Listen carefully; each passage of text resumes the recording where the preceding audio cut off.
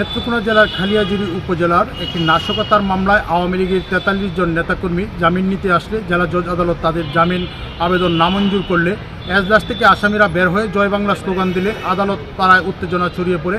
এ সময় বিএনপির অঙ্গ সহযোগী সংগঠন ছাত্রদলের নামধারী কিছু নেতাকর্মী আসামিদের উপর অতর্কিত হামলা চালানোর চেষ্টা করে। পরে এ সময় পুলিশ এবং বিএনপির সিনিয়র আইনজীবীগণ তাদের হস্তক্ষেপে পরিস্থিতি নিয়ন্ত্রণ আনে এবং এই সময় বিক্ষুব্ধ নামধারী নেতাকর্মীরা আওয়ামী লীগের নেতাকর্মী সন্দেহে একজনের উপর হামলা চালালে পরবর্তীতে সিনিয়র নেতৃবৃন্দ সহ পুলিশ পরিস্থিতি নিয়ন্ত্রণ আনে।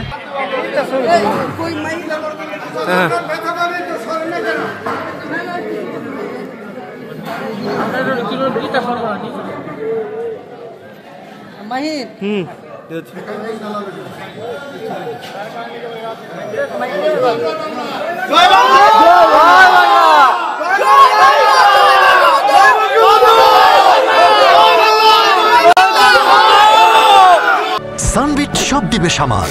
সানবিট ম্যাজিক প্রেস ডিশওয়াশিং এর মাথা ঘোরানো সলিউশন।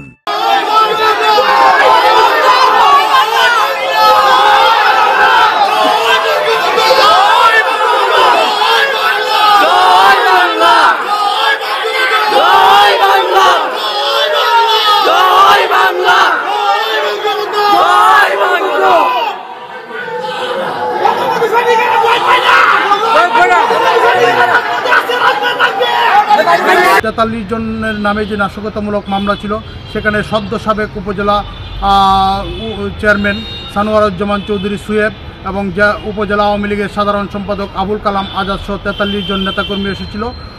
তাদের জামিন নামঞ্জুর হওয়ায় এখানে উত্তেজনা ছড়িয়ে পড়ে।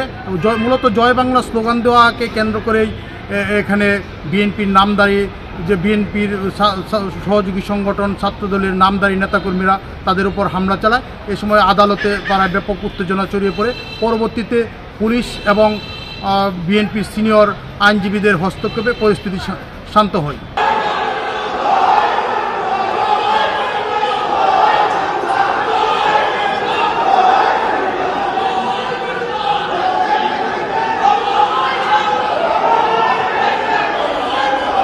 I'll go in.